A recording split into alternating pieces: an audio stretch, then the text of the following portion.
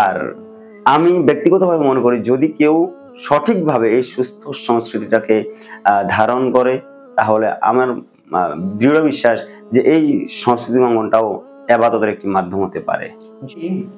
যেটা একজন সঙ্গীত শিল্পী, আপনার কাছে একেবারে সংক্ষেপে জানবো যে তরুণ প্রজন্ম তারা চাইলে ইসলামী সংস্কৃতি নিয়ে কাজ করতে পারে। আপনি সংক্ষেপে যেটা তুলে ধরবেন সেটা হচ্ছে সঙ্গীত নিয়ে যারা কাজ করে তাদের মাধ্যমে যে অপসংস্কৃতি যেভাবে ছড়াচ্ছে এবং সংস্কৃতি যেভাবে বিকশিত হচ্ছে, দুটো বিষয় আপনি তুলে ধরার চেষ্টা করবেন।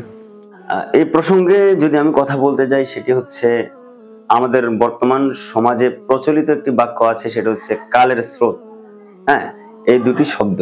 তো কালের স্রোতে গা ভাসাতে গিয়ে আমাদের বর্তমান যুব সমাজ বা তরুণ সমাজ যারা ইসলামের সংস্কৃতি অঙ্গনে কাজ করেন, আর তারা দেখা যায় যে আমরা বিভিন্ন সঙ্গীত যখন দেখি তাদের, কিংবা শুটিং এর যে ভিডিওগুলো আমরা দেখি ব্যাকসাইড ক্যামেরার, ওই ব্যাকসাইড ক্যামেরার ভিডিওগুলো বিভিন্ন ইউটিউব চ্যানেলগুলোতে কিংবা ফেসবুক পেজগুলোতে আমরা যেভাবে দেখি, তাতে মনে হয় যেন ওনারা ইসলামের সংস্কৃতি অঙ্গনে এসে সুস্থ সংস্কৃতিকে ওনারা ফুটিয়ে তুলতে গিয়ে মনে হয় যেন অপসংস্কৃতির চর্চাটাই খুব বেশি করেন।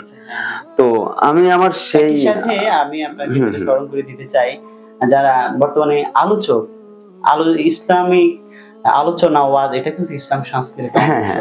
তো যেটা আমি প্রাসঙ্গিক আপনার সাথে নিয়ে আসতে চাই সেটা হচ্ছে আলোচনার জগতে যাদের ইলম আছে তারা অবশ্যই ওয়াজ করবে, আমরা নসিহতটা গ্রহণ করবো। কিন্তু দেখা যাচ্ছে যে ইদানিং আলোচনাটা হয়ে গেল যেমন ইউটিউব কন্টেন্ট বা ফেসবুক কন্টেন্ট, অর্থাৎ কন্টেন্ট ভিত্তিক, এবং দেখা গেছে যে টোটালি ফেমাস করার জন্য নিজেকে।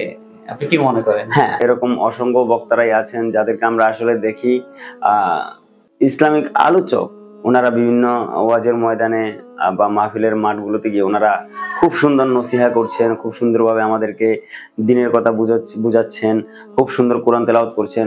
কিন্তু আউটসাইডে যাদের সাথে আমাদের পার্সোনালি সম্পর্ক, এরকম অনেকের সাথে দেখি, চলাফেরার সময় দেখি তাদের ভিতরে এমন অসংখ্য ত্রুটি আছে যে ত্রুটিগুলোতে আসলে আমরা আসলে অনেক সময় আমি ব্যক্তিগতভাবে অনেক কিছু চিন্তা করি যে এত ওয়াজ হয়, এত নসিহা হয়, এরপরেও মানুষের ভিতরে কেন হেদায়েত আসে না।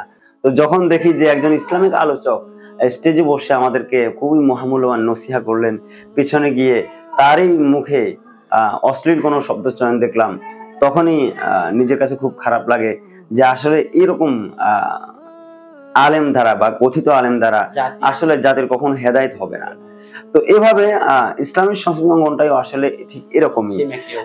আমরা যারা কণ্ঠযোদ্ধা আছি, হ্যাঁ, আল্লাহ পাক রব্বুল আলামিনের শুকরিয়া, যিনি আমাদেরকে এত সুন্দর কণ্ঠ দিয়েছেন, যে কণ্ঠের মাধ্যমে আমরা ইসলামী সুস্থ সংস্কৃতিটাকে ফুটিয়ে তোলার চেষ্টা করি। তারা যদি আমাদের কথাবার্তা এবং আমাদের চাল চলনে যদি অপসংস্কৃতি চয়ন করার চেষ্টা করি, তাহলে আমাদের এই সুস্থ সংস্কৃতি চয়নেও কোনো লাভ হবে না।